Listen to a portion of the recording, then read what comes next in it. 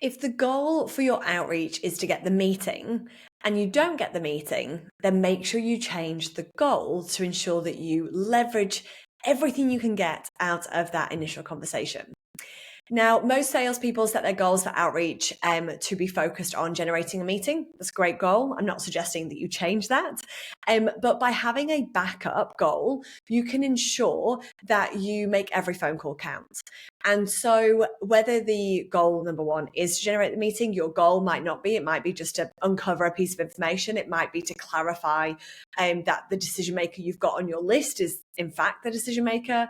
There's a number of different reasons why we would pick up the phone and reach out. But if you're doing straight BD work and your goal is to generate opportunities, identify connections and build meeting cadences, then your goal is more than likely to be to generate a meeting. Now, the reason why I'm suggesting that you have a backup goal is that, for example, if the goal is to secure a meeting, and in fact, you walk away with no meeting because not quite ready, but we understand who they're currently being supported by, it means then that we are very clear of a new piece of information that we didn't yet have before. And in the scenario where we don't change the goal, so I'll give you two examples. So first example is that the goal is to secure a meeting. We go through the outbound process. We speak to somebody and they say, oh, thanks so much, but we've already got somebody for that. And we go, okay, thanks so much. Bye. That means we've reached out, we've made the effort, we've done our research, we've probably spent 10 minutes building ourselves up, checking out the website, gathering the information that's in the CRM. And then they've said that they've said, no, we're okay, we have somebody, and we've taken that as an outright no. Now, if we then at that point go, okay, well, we're not going to get the meeting today, but we're going to potentially understand who they're currently being supported by, or who their partners are, or what vendor alliances they have, it means then that we're able to be supported, or we're able to uncover who they're being supported by as the secondary goal.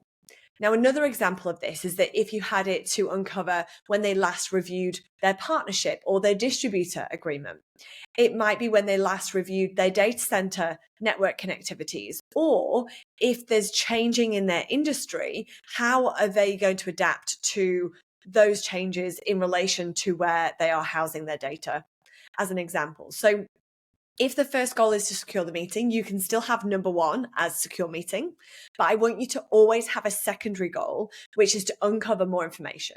So understand who they're currently being supported by, understand when they last reviewed their shadow IT, or understand when their next review is.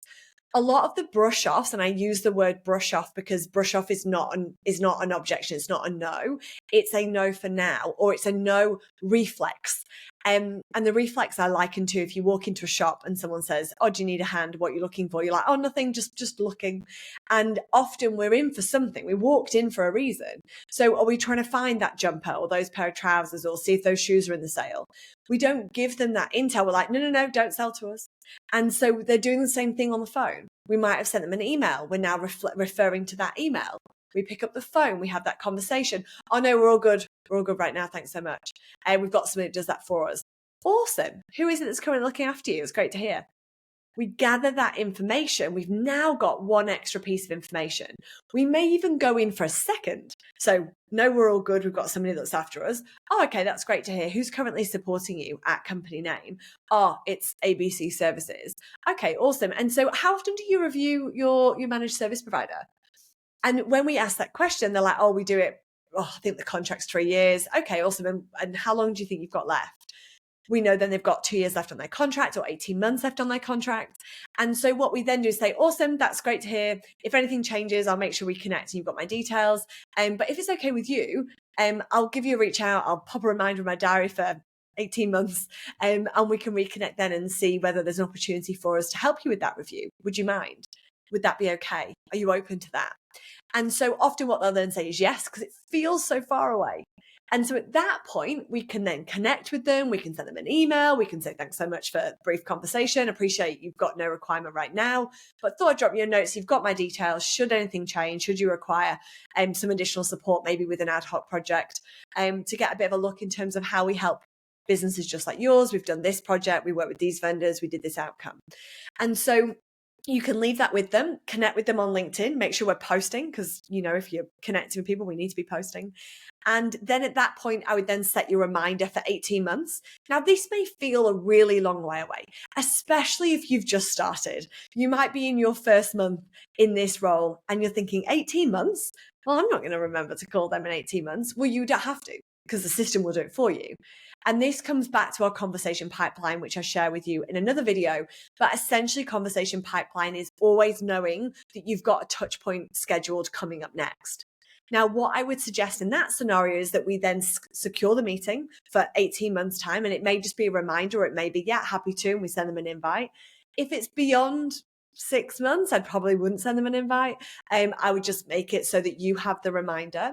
And then what I would do is I would think about how you can add value across the next 18 months. Now you're even now thinking, I'm sure, like, what? Now I've got to reach out to them. And even though they've told us that there's nothing, our job at this point is to remain recent, frequent, and front of mind. And so if we've got our reminder for 18 months and we know who they're with and we know when the review opportunity is, we've connected with them, we've sent our email, we've now got this in 18 months. If you do nothing, if you don't post, if you don't interact with them, engage with their content, if you don't pop into their inbox, drop in their, on their phone, see them at an event, in 18 months' time, the chances are they will not remember this conversation because it was brief, it was broad, and you didn't secure anything as the next steps other than, do you mind if I reach out? And so it means that across the next 18 months, and I would recommend in 3-month increments, if that works for you, I would find reasons to connect with them. Now, some of the reasons I've given examples throughout this program is ways that you can add value. So it might be a use case within the industry. It might be a roundtable. It might be a recording of a webinar. You're able to then add value in that scenario. Now, to give you some different variations of this, because you might be a reseller, you might be a vendor, you might be a distributor. And so if we look then at the vendor opportunities of this, if we're reaching out to partners and resellers that we're looking to work with, we want to start off as our outreach of finding, a complementary other vendor. And that usually works really well if we look at the architecture, and obviously everything changes, but if we look at architecture within alliances across cybersecurity solutions, there are a number that come to mind. And so the same thing happens then is that if I know that they're using that vendor, then we complement really well, and then should be an opportunity for us to have a conversation. If at that point they then come back and say, oh no, we're all good for our vendors at the moment, like we don't need any more, we don't need to add anything else to our plate, is then at that point is then, how often do you review your vendor relationships? Are you coming to this event? Would you be interested in learning more if I invite you to something in the future, just to give you some exposure to the work that we're doing? You might then get somebody else to then help you reach out. It might be a distributor, and that's where these beautiful partnerships come together.